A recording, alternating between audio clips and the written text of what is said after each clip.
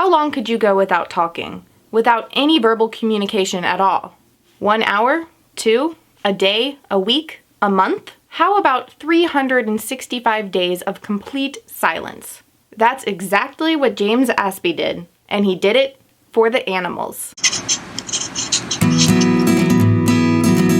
Hi, it's Emily from Bite Size Vegan, and welcome to another Vegan Nugget. Today, I'm excited and honored to have the opportunity to interview James Aspey of Voiceless365 about his year of silence for the animals. Let's get right to it. James, I just wanted to thank you for taking some time out of your schedule to be here and answer some of my viewers' questions for the channel. It's an absolute pleasure. Thanks so much for having me on, Emily. Of course. Okay, so just to start out, for those who don't know, can you tell us a little bit about who you are and what you did? Well, I'm a 28-year-old Sydney boy from Australia, and last year I spent 365 days in a vow of silence. And while I was doing that vow of silence, I travelled around the country raising awareness about veganism, animal rights, animal exploitation, writing a blog about it, and I titled my campaign Voiceless365. Why did you choose this form of activism over any other way of speaking for the animals, or, you know, in your case, not speaking? Okay, well, I thought there's there's not enough, but there's a decent amount of people speaking up for animals already. And I thought, this is out there, it's something different, it's something that could be interesting to not only people who are interested in veganism or animal rights, but a vow of silence. It's not something you hear about often. It can be intriguing to anybody. Perhaps they'll also learn a little something or have a few seeds planted about the things I think are important. But also because animals, they don't have a voice that's heard in our society. They're voiceless, I'll go voiceless, and just because someone's voiceless shouldn't mean that their life and their wants and desires and, you know, who they are shouldn't mean that they don't matter. So I thought it was just perfect for that as well. That's actually a really brilliant concept, because I find that kind of in my own activism is like, how do I speak in a way that's not going to turn off people who aren't vegan already? Because I think a lot of times within the vegan community, we can make the mistake of vegans talking to vegans about veganism, you know, and not reaching out to the people who might not have any idea about the importance of animal rights or what animals go through. Sometimes when you talk to people who aren't, maybe they've never had a conversation with a vegan before, you know, you can get like it can be heated, or it can have some aggression there, or they get defensive, so you get defensive, and there can be this kind of little battle going on, which is, it's counterproductive. But the vow of silence was actually great because there was none of that tone of voice, there was none of that aggression. You know, I'd write everything down. So I'd take the time to write something, and I'd show them, and because I'd taken the time to write it, they would take the time to read it. So it was actually really perfect in that way. I asked some of my patrons on Patreon if they had any questions for you, and one that came up was, what was your initial inspiration for going vegan yourself? It was all selfish at first. I was working on a cruise ship at the time. I met this really, really wise Indian man who was kind of like Buddha. And on the last day I was speaking to him, he just dropped the bomb. And he goes, eating animals is bad karma. And I went, why did you tell me that? You're probably right. It's not something I've really thought much about before, but that makes sense. And so I thought, okay, look, I don't want bad karma. I work hard to try to be happy, live a good life. So I am going to go vegetarian for a week, see how I feel. And that's what I did. I went vegetarian. 3 days in, I felt so great because I used to eat so much meat, so much flesh. And so just 3 days off, I felt much better already. And I thought, there's something to this. I can't feel this good, like, unless there's something to it. I need to look into it more. And my job was a health coach, a personal trainer. And I looked into it, and it just blew my mind how healthy it is to cut out animal products for your diet. And I couldn't believe it, because I've been a personal trainer for 9 years. I'd never looked at that. One time in my past when I was just starting out, someone I respected in the industry said there's no such thing as a healthy vegetarian. And I was like, sweet, like I won't even look any more into it then. So when I looked into it, I couldn't believe it. Like, there's no cholesterol, you're dropping a massive amount of fat in your diet, a huge amount of toxins you're missing out on. and you're eating more good stuff, and you're eating more of this and that, and like the whole energy thing of the bad vibe of putting something into your body that's released hormones of fear and stress and all the violence, the whole thing. And I went, wow, this makes perfect sense. And so that was why I went vegetarian, initially just for myself. And then after that, during that research, I started seeing about the animal cruelty, about the slaughterhouses, about the conditions, the mutilations that all the animals go through before they come that neatly wrapped package on the supermarket shelf with no hint of cruelty that you never think about, that I'd never considered. And then when I saw this, and I'd already learned we don't need animal products to survive, I thought, well, why are we doing this? Why would we do this if we don't need to? And I saw the pain and the suffering. I thought, that is not something I'm okay with happening, and it's definitely not something I want to contribute to anymore. A month later, I had the idea to do the Vow of Silence, and I was telling someone what I was doing. And as I was telling them, I was eating cheese. And it just dawned on me, I'm like, I just kind of realized this actually is bad. It's easy to understand a hunk of flesh caused suffering. It was cut off an animal.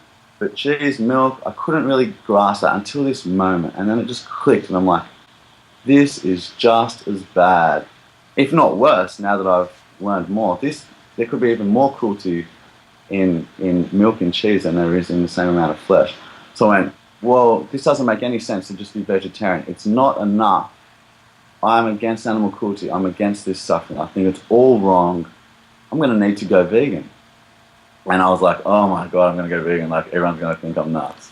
But so that was kind of my journey into veganism. And from there, the more I learned, the more it just was like, wow, this makes perfect sense. The only rational response if you're against animal cruelty is to be vegan. Otherwise, you're just against a little bit of cruelty over here. You're against that cruelty, but not that one. Or you're against cruelty to these animals, but not those. And that just doesn't really make sense. Another question one of my viewers had was, what was the general reaction from people you encountered? And did you fully convert anyone to veganism that you're aware of? When I was telling people I was gonna do it, everyone I knew pretty much was like, don't. A lot of people were just like, don't do it. This is crazy. You're nuts. This is a bad idea. My family were begging me, please do anything else, but don't do this. And I was like, well, if you can think of a better way to raise awareness, tell me and I'll do that. And they're like, oh, we can't think of anything. So I was like, well, I'm going to have to do it. So I did get some pretty dirty looks, and some people weren't feeling it. But generally people were impressed, and they were inspired to at least look at my website. And if I couldn't get the message across to everyone, I had over 1,200 DVDs made of Gary Yourofsky's speech as backup. So I carried them around me in boxes. And if I couldn't have the conversation, I was like, well, here, watch this DVD and you'll kind of see where I'm coming from. In terms of people that went vegan, I was getting messages through my Facebook page and emails pretty regularly, like, I had no idea about dairy, or, oh my God, this makes so much sense, and why do I love my dog, and why do I pay someone to do this to a pig? And people were just getting it, because I was writing about it, like everything that helped me switch. Like, eating meat is manly, and I was like, well, what's manly about doing this to vulnerable beings? That's cowardly. And I was writing about all these things and trying to just smash each myth, kind of like similar to what you do. I was just doing that in my own way, with my own words. The coolest experience I had my favorite was when I took a plane from Darwin to Bali so I could get some tattoos because they're heaps cheaper over there. And I sourced a vegan, a place that had all vegan stuff. And all the tattoos I got on my arms are all animal rights and vegan related. I've got a picture with a quote, each one. And they're reading it and they're getting the message. And I got both arms done over 7 days. So I was in there a lot, and I'm trying to explain to them, there's a language barrier already. They're Indonesian, I'm Australian, but then there's the silence thing happening too. Language barrier, but incredibly right. One day, one of them's eating his lunch. I couldn't help it, but I must have given him a bit of a dirty vibe. I must have looked at him a bit like that poor chicken, and he looked at me, he must have sensed it, and he goes, do you want some, man? And I wasn't talking, so I was like, no thank you, I don't eat animals. You know this. And he's like, no man, it's vegan. And I was like, what? It's what? And he goes, yeah, it's vegan. I was thinking, well, if you can do it, why can't I do it? And I said, I showed him, I was like, of course you can. There's nothing hard about it. It's so easy. That's what I'm trying to tell you, man. we can live this like peaceful, compassionate life so easily. Or we can like kill and hurt all these animals. And I was like, well, now I do want some. Like, what are you eating? And I started eating with him, and it was like this crispy tempeh stuff with rice. And yeah, it was mad. So there was a lot of experiences of that. But amazingly, since I did when I spoke for the first time, it was on a popular morning TV show in Australia. And that 3 minutes, right, like that's circulated, that's been seen like over 1 million times now. And the amount of people that have gone vegan just from that 3 minutes that I said has been, you wouldn't even believe it, like crazy. And so even if no one went vegan last year while I was writing my blogs and traveling around, just from that 3-minute interview, it was all worth it by far.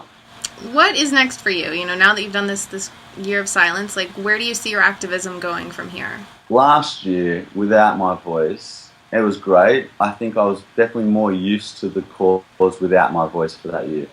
And now I feel like it's the opposite, and I feel like I can be far more useful with my voice. And so that's what I want to do. I want to use my voice. I'll go anywhere and speak. Like, my time and my voice is free. You know, like Gary Aspey is my biggest inspiration. Just that's one man, no organizations behind him. That's one man making a difference. If I could be a tenth of the inspiration and benefit to the cause that he's been, like, I would be a happy guy.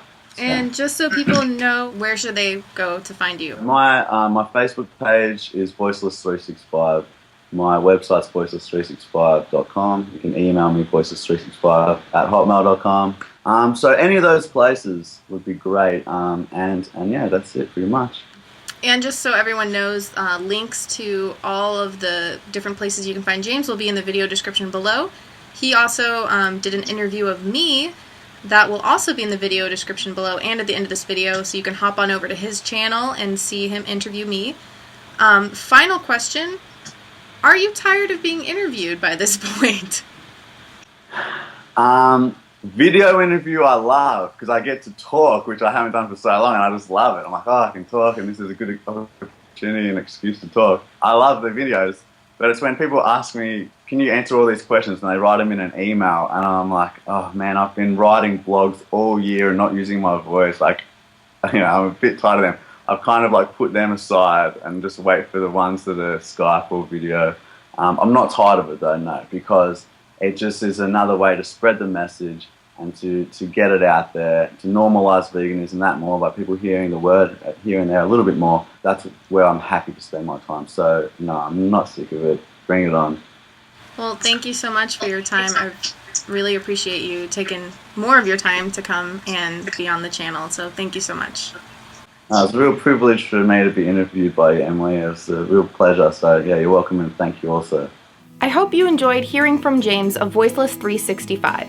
I'd love to hear your thoughts on his activism and the interview in the comments below.